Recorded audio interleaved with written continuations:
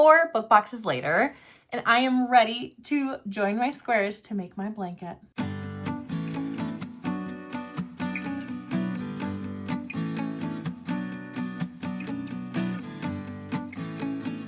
Hello, my name is Emily Crow from The Cozy Crow, and welcome to my YouTube channel, and welcome to this special vlog where I'm going to be tying up loose ends, if you will, related to my Astra blanket project. Now this project, if you're not aware, my Astra blanket is the way that I'm using up all of the yarns from my Woolberry Fabric Co. Book Society boxes that I got for the end of 2023 and through most of 2024. There was 1 box per season, a winter box, a spring box, a summer box, and a fall box. 4 skeins of yarn in each package, plus a book and some related goodies. As part of this book box, you would have each skein of yarn wrapped up and labeled with a page number, and when you got to that page number, you could open that yarn and find out what on that page inspired that colorway, which was really fun. I love doing this, and I have vlogs for every single one of those book boxes. Now, I have all my squares, and I need to join them all together, so I thought I would take you along with me for a project vlog type of a video. I have all my squares. I have been working on these because that's kind of the boring part, weaving in ends and blocking them. I spent the past month or so finishing up these squares, using up the rest of these yarns, and getting ready to join them. So today we are going to start by laying them out in the order that I want to join them, and maybe start joining them even. All right, I've got all my squares ready to go. They're blocked, ends are woven in. They're actually also organized by which configuration I did, so I can hopefully lay these out on the faster side because I want them all to be oriented correctly. I want it to look random, but for everything to be evenly spread out. And I already did the math with my husband that an 11 by 12 square blanket would be 132 squares. I made 128, and so to fill in the gap to make a nice even layout, I made 4 just plain cream colored squares to match the joining yarn that I'm going to be using. So let's get these all laid out and make a plan for how they're all going to be arranged, because it's going to be not random at all, actually, because I'm too type A for that. But I'm going to have all the configurations and all the different yarn box color palettes spread evenly throughout. So let's get started.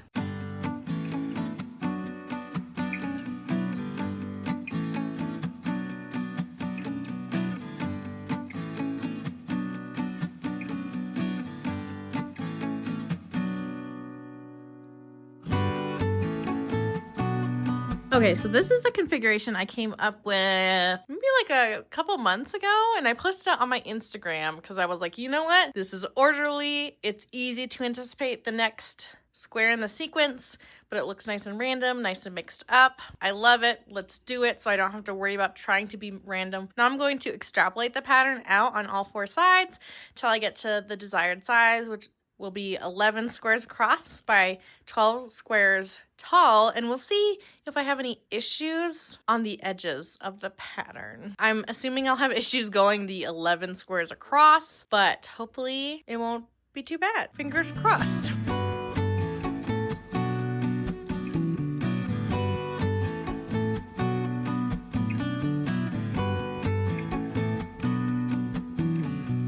Okay, this is where it starts to get tricky. Okay, let's just start, I guess. Now that there's so many squares, it's kind of hard to find my spot and make sure that I'm putting the right squares where they need to be. Like, I don't know, it's just like my eyes are crossing looking at all these colors. Nope, that's not right.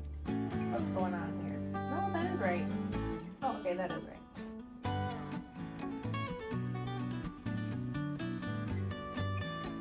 But then if I take this, I can put that there. One of these in each corner. That still leaves, like, man, I was really hoping this would just work out. Let me noodle this out. This is the problem corner.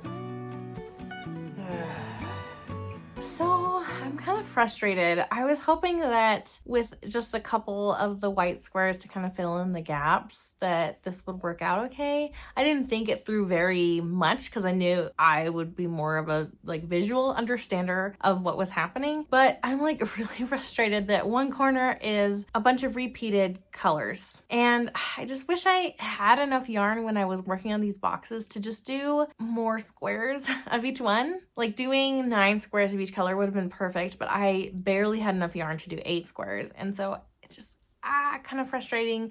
I don't really know what I want to do about it. I kind of think I need to sit with this because I really like how the blanket is turning out right now, except the problem corner. And I'm wondering if I should just like swap a bunch of colors around to make this one corner less obvious. I'm having a hard time with this.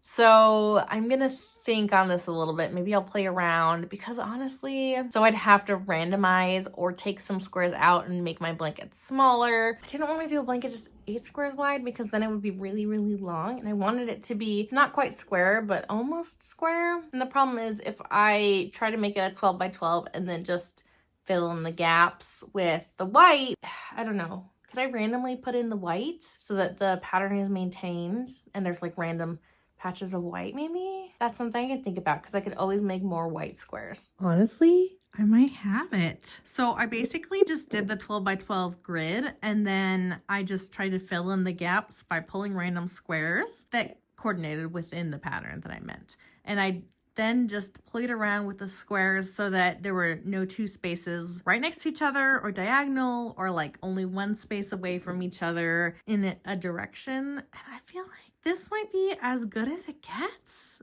I'm really liking this outcome.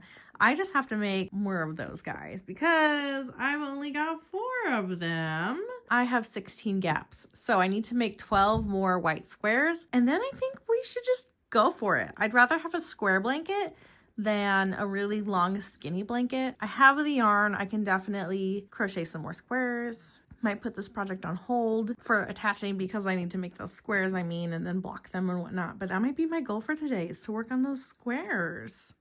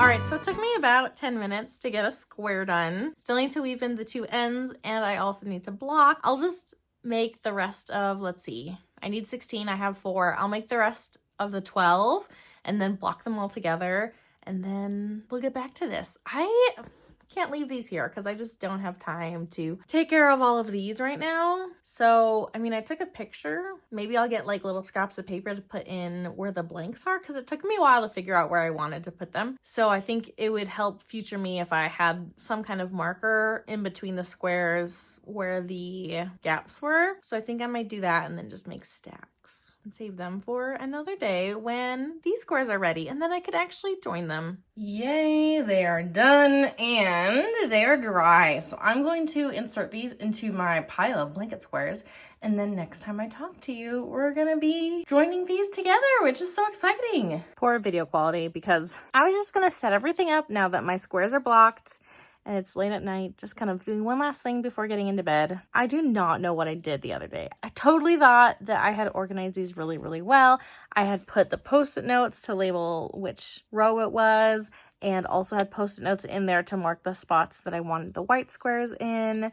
And I like pulled out the stack for 11 to 12 and I'm like, these colors don't make sense. And then I look at my picture that I took. It doesn't match the picture. I don't know which row I picked up that was labeled 11 to 12 because it was definitely not rows 11 to 12. And then I look at 9 to 10. That stack, also wrong. Not the right colors, but also they're not even the colors that are normally in the same row together. I have no idea what I did. So I'm just gonna start from the beginning. Reorganize all these. False alarm. My photo was rotated. It's too late. I should just go to bed. I should not even attempt this now. This is what sounds like fun. So hopefully my tiredness, my lack of brain power will not impede me in our endeavors. It's already thrown a wrench in, so we'll see how that goes. All right, stacks 1, 2, 3, and 4 rearranged and ready to go. I can't fit more than just one stack on these pins, so that's how it'll be. But over here, I have all the other stacks. So they have all been rearranged. I've added in all my extra cream squares, so they are ready to go. So we'll come back to this another day. I work tomorrow and I'm gonna get ready for bed now, but I'm so excited for this to be ready. Maybe on Thursday or Friday, I'll be able to sit down and get started. I've never done Join As You Go before. Okay, I have done a little mini version of Join As You Go on my Granny Knocks Your Socks Off pattern. But for a project of this scale and for having multiple rows of granny squares incorporated together in this Join As You Go method, I've never done it. So this is going to stretch me and it's something that I'm really excited to jump right into. I am so excited that I get to start actually joining these squares together today, and this will actually become a blanket. And I really don't think this is going to take too long for me to join things together. It's crochet, it's DK, all the squares are done, and so I'm just joining. And since it's all continuous join as you go, it'll really start to take shape pretty quickly. I've got my stacks 1, 2, and then 3 and 4 ready to go in the right orientation, so I can just pull from the top of the stack to do the very next square that I need to do for this blanket. I've got maybe about a skein and a half, or like a little bit more than a skein and a half already wound up and ready to work on, so I can cruise through some of this crochet. I've got my hook. I'm really excited to get this going. So once I do a few of these, I will reload this board with the next 4 rows of squares and we'll just keep going. There's 12 squares in each row, 12 rows. So let's see how much we can get done today. I'll be listening to an audiobook. I'm listening to Flirting with Disaster by, how did they pronounce her name? Nina Kumar, I think. Just a fun little romance, kind of a second chance romance. So we'll be listening to that while I am working on this blanket and hopefully making a lot of good progress. I honestly don't know how much yarn it'll take to join all these squares together, but you'll see as I vlog this next portion. Basically, I'm gonna go in between every single square on the top row to kind of connect them all like teeth, like in a big smile. And then I'm going to crochet all the bottoms together to make it then a cohesive strip of blanket. And then I will start attaching the second row by going again down in between each of the squares to make another row of like teeth and then joining all those bottoms together. So I need to look at the pattern and exactly how I'm going to do that. But just from looking at the picture, it doesn't look like I'm doing any crazy stitches or anything. So we're just gonna have at it.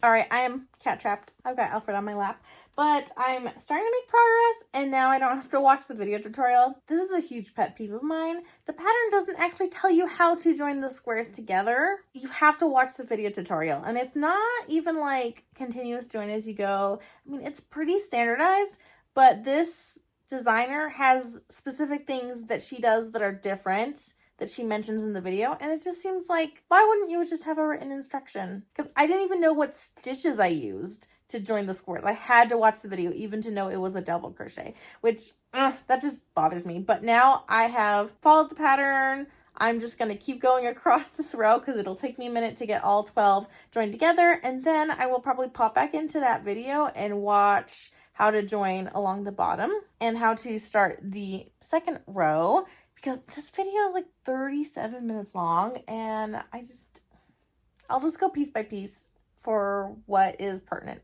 right now. And pertinent is joining this first round together. So I want to get back to my audiobook, and I will see you in a little bit. I have one row completed. I am 1/12 of the way into this blanket. Well, I guess there's also a border at the end. We'll think about that when we get there. I just barely started my second row, and I watched the video to just make sure I understood how the designer envisioned adding in other rows. So I feel really good about it. We're using the same techniques as we've done with slip stitching, kind of joining everything together. So we are well on our way. I am starting to get sick of this because of all the slip stitching. I love slip stitching in knitting, but in crochet, it gets tedious. So I am gonna go probably try to finish row 2 and then maybe take a break and work on this again another time. I also am running out of this yarn, which would be so good to use up this skein to kind of check that off of my ins and outs sheet. So either I'll go until I'm really sick of it at the end of row 2, or I will finish my skein of yarn off and then I'll take a break.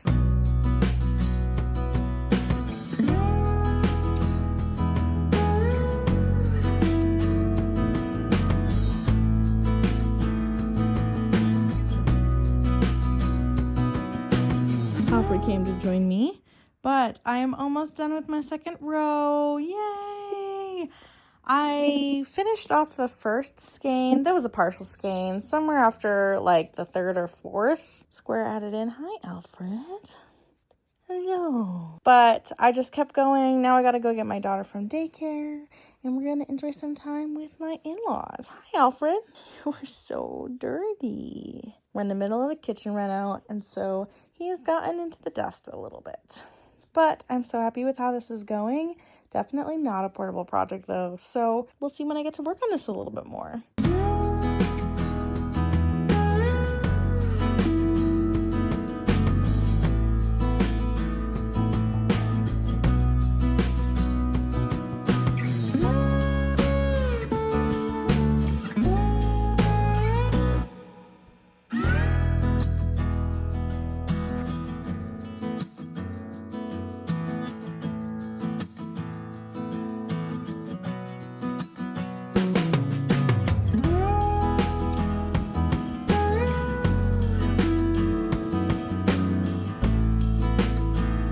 The last stack.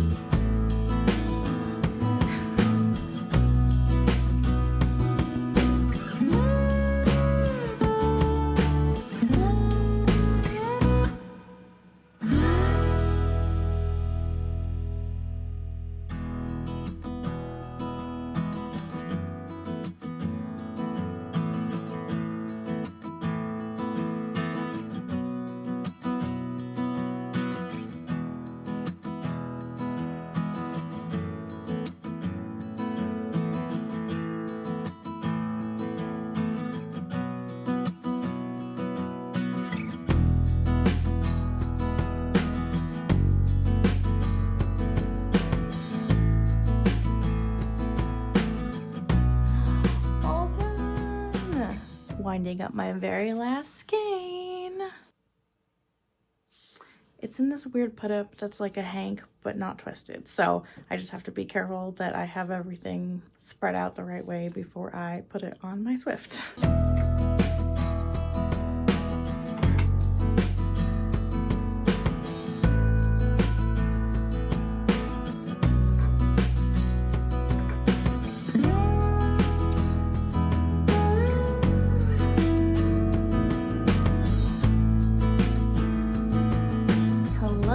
Another day. I don't know if I'll finish this blanket tonight. Probably not, but I'm getting really close and it's making me so happy. I am recovering from night shifts. I worked the past couple nights. I took a little nap today after my shift and I am trying to survive till bedtime. So I'm just winding down with an audiobook. I'm listening to The Cruel Prince by Holly Black. I've never listened to any of her work before, so we're delving into that. And I wanted to show you what's going on. So I'm adding the first round of the border. Basically, it's just single crochet around. It's nothing super crazy. The way that the pattern is written, I was a little unclear on like the frequency, especially where joins happen. That's been working out just fine for me as far as like spacing and whatnot. We are, I don't know, maybe halfway through.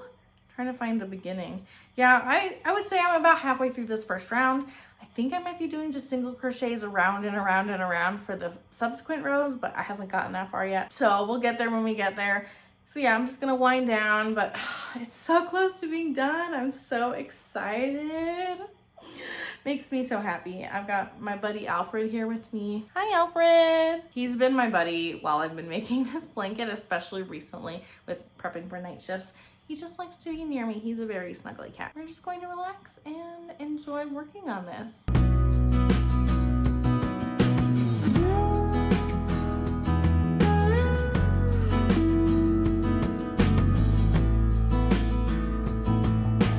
I'm on the very last round of the border. Woo! I've finished. Eee! I'm so excited. So I've got to go get my daughter and get a couple things done, but tonight I am weaving in my ends, and tomorrow we are closing out this video and I'm going to showcase this beautiful blanket that I am so excited for. Okay, so I wasn't going to block this, but if you see, the edges are kind of curling a little bit. So I think that doing just a quick steam block is gonna do the trick. So I'm gonna do that really quick.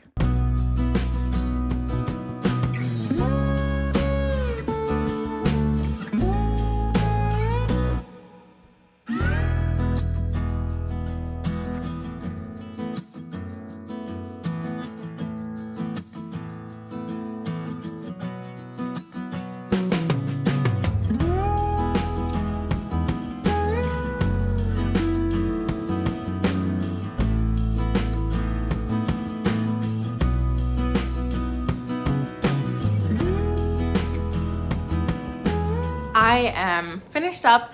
It's not a perfect solution doing the steam blocking, but it works for now and it just makes it lie a little bit more flat. Eventually, I'm going to feel the need to wash the blanket and I will make sure to lay it flat to dry from there, and that should help the curling even more, doing a full block. But I just wanted to use my blanket, so I didn't want to do a full block again when I've already blocked all the squares in order to join them together. Right now, in preparation for my conclusion, I wanted to find the 4 books that these yarns were inspired by for the Woolberry Fiber Co. Book Society boxes. Problem is, I am very much overwhelming my tiny bookshelf, and our kitchen is getting renovated. So this is our kitchen right now, is this little table right here with a couple appliances and things. And then the bookshelf that my husband is building for me is almost ready, but not quite. I think it needs like one more coat of paint and then I can start using it. This is the situation. I'm gonna have to go through all of these to find the 4 books, which are One Day in December by Josie Silver, Vera Wong's Unsolicited Advice for Murderers by Jessie Q. Sutanto. The summer book was Mrs. Quinn's Rise to Fame by, who is it, Julie Ford, maybe? And then the fall box was The Lost Bookshop by Evie Woods. I'm pulling all of that out of my brain. So let's go find all those books and then I will clarify if I got any of those details wrong. Let's take a look and see if we can track down those books in my bookshelf pile. The Lost Bookshop by Evie Woods.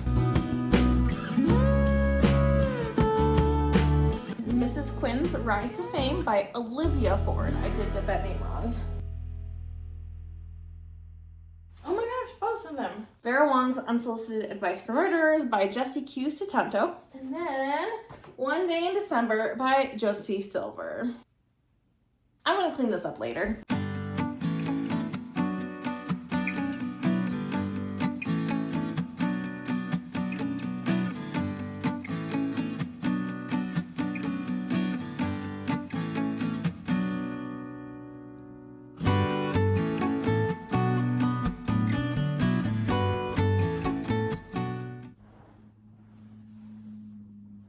Perfect. So I wanted this end of my video to be kind of a conclusion of my entire experience working on these book boxes, making this blanket, reading the books, just kind of wrapping it all up nice and neat, since I do have 4 other vlogs for each of the 4 separate seasonal book boxes that Woolberry Fabric Co. did. The blanket. It's perfect. I love it.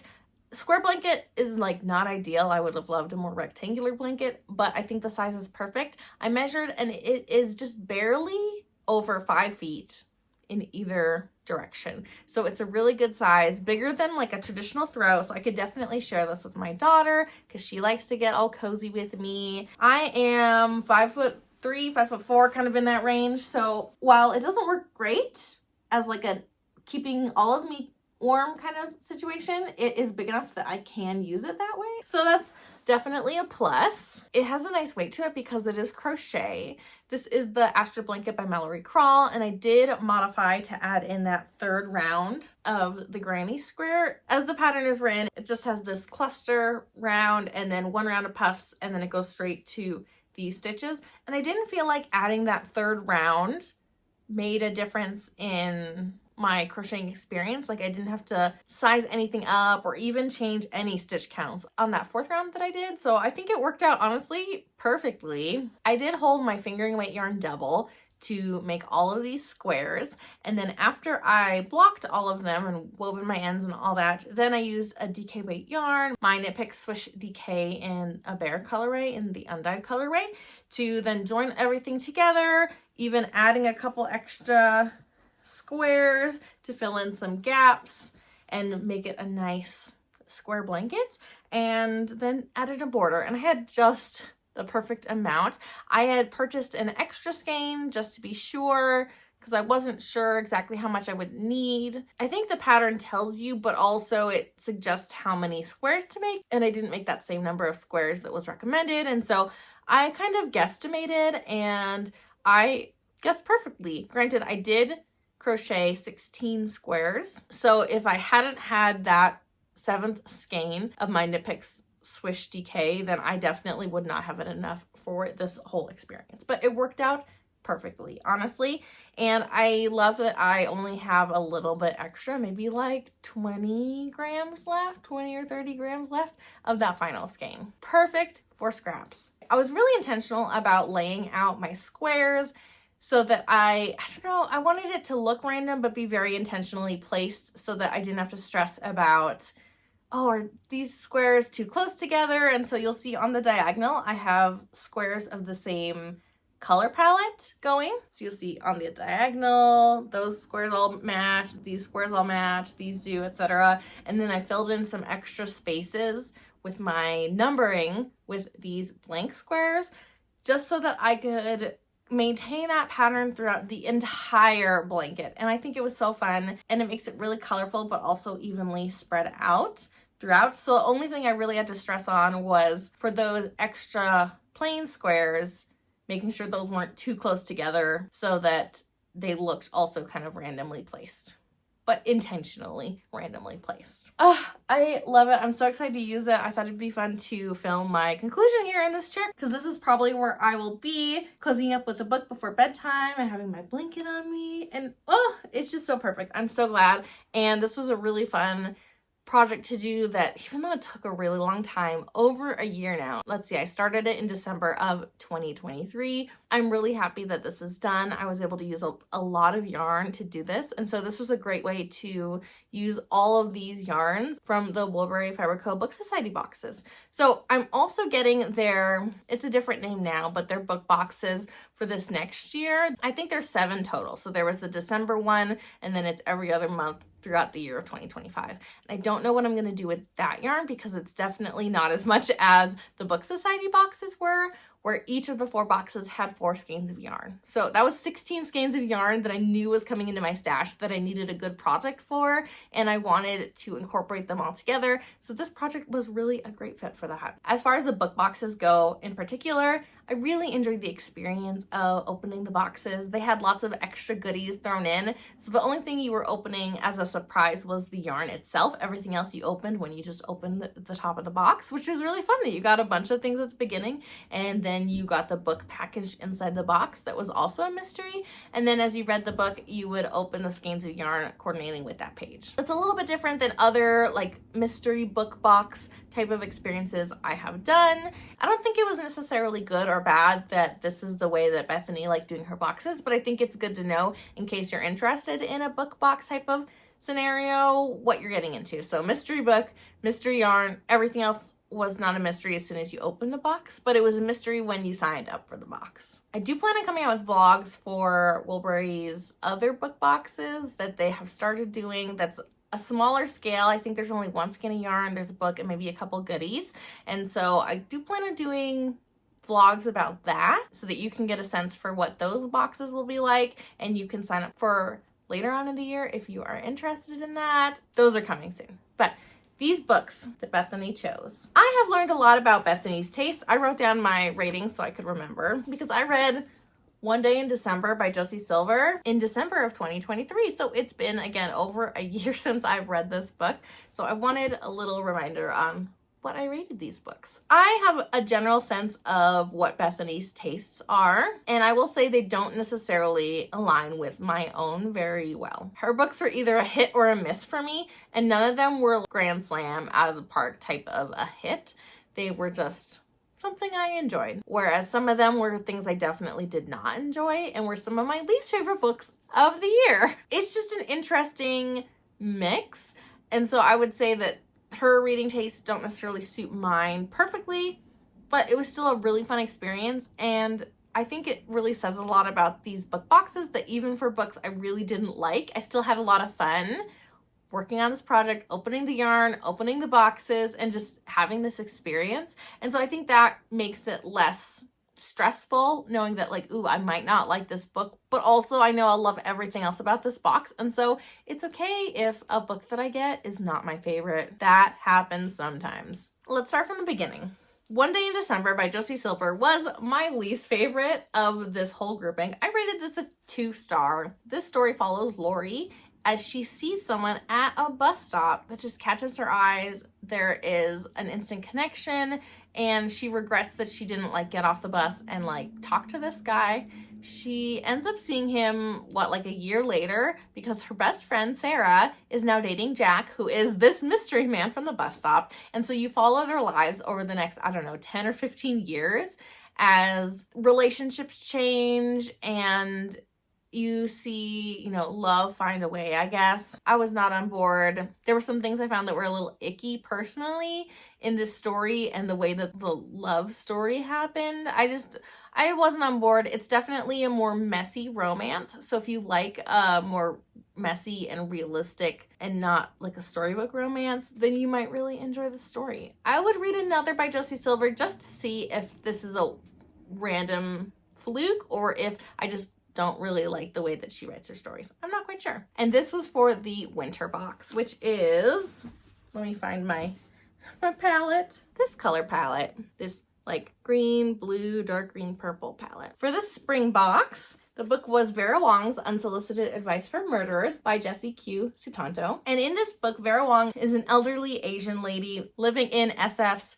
Chinatown, and she is very meddlesome. There ends up being a murder in her tea shop, and she tries to investigate to the disgruntlement of the detectives. And it's kind of like a found family scenario where her son and some random bystanders kind of get roped into Vera's efforts and become part of her community. I rated this a 4-star. It was fun. It was pretty silly. It was just a good time in general. Some feel-good moments for sure with that found family, but it was pretty predictable. The mystery aspect wasn't very strong in this one. Definitely a cozy mystery. And I think there's a second book out, if I remember correctly, that just came out recently. Let's see, the color palette for that one, I think is this one. This like beige, multicolored, that makes me think of cantaloupe. This red and then this like grayish type of color. Found a cat hair on it and I don't know where it went. Oh well, I'll find it later. The summer box was Mrs. Quinn's Rise to Fame by Olivia Ford. This was the only hardcover in the box. And this one I also rated a 4-star. I enjoyed this. Again, a very cozy type of a read. Mrs. Quinn is an elderly woman again, and she loves to bake, is really creative, has some really strong memories associated with her baking, and she decides to go out for a Great British Bake Off type of a show. And she competes in the show, so you get to see like preparation, competing in the show, even the aftermath of the show where she is semi-famous now. And also as she is balancing all of that with her past and some choices that she has made or experiences she has undergone and how that shaped her as a person and as those secrets come to light. So it's kind of dual timeline, though definitely more in the present timeline. This was a really cute, heartfelt story. Definitely some trigger warnings for like her past and what she experienced as a teenager, young adult. It was really heartfelt and I loved seeing the relationships kind of stretch and grow as a result of this experience. And though the baking show was very much Great British Bake Off coded, it wasn't unique at all. And so it didn't have a lot of like literature prowess for me, but it was just a cute and enjoyable type of a cozy read. Definitely one that I want to recommend to my mother-in-law because I think she would enjoy this book. And that color palette is, I found the cat hair, is this one with that yellow, that off-white with the speckles, the beige, and the pink. And that was really fun because that book had a couple of recipes, just some really quick, easy ones, but then each chapter had associated treats that it was named after that she both made in the past and made in the present timeline. So it was just like a really fun way that this book was organized. Our final book for the fall was The Lost Bookshop by Evie Woods. I rated this a 2.75 star. It is multi-POV, has some historical POVs. One of the POVs in present timeline is just looking for this lost bookshop that they saw mentioned once. I think they're working on their PhD. Another POV is trying to escape an abusive situation. And then in the past, the historical POV is basically the origins of this lost bookshop. And so as you're following these characters, you're seeing more come out about them individually as characters, but also in the setting of the lost bookshop as it is being discovered or as they're learning about it. You're seeing growth in the historical POV, kind of looking at it that way. I feel like I had such high expectations for this book, and so in a lot of ways it just let me down. I really did not like the magical realism aspect of this because it felt like just a plot device and it didn't really have much of a purpose other than to like make excuses for the story, and there were so many unanswered questions for me. I also really didn't like both of the main characters in the current day timeline in those two POVs. I really liked Opaline's character from the historical timeline, but in the two modern day timelines I really didn't like or connect with either of those characters. So kind of a miss for me. I had another book by this author in my Libby holds and I just canceled it because I just was not looking forward to trying another book by them. Maybe one day I will and see if I like it, but yeah, my expectations were just not met with this. This color palette is from the fall box with this teal, orange, blue, and red. Thank you so much for joining me for this vlog where I shared the finishing up of this long-term project and talked about my feelings on this yarn, this project, these books, and these book boxes in general. I've had so much fun working on the book boxes, and you can definitely watch my vlogs about these specific book boxes as well as book boxes for other yarn dyers as well. You can check out my playlist. I'll make sure to link it down below, if not up above as well. If you've read any of these books, let me know what your thoughts were about them, and you can definitely get more in-depth reviews in those specific book box videos. I'll see you again very soon for another book box vlog, I'm sure. And until then, happy making and happy reading. Bye!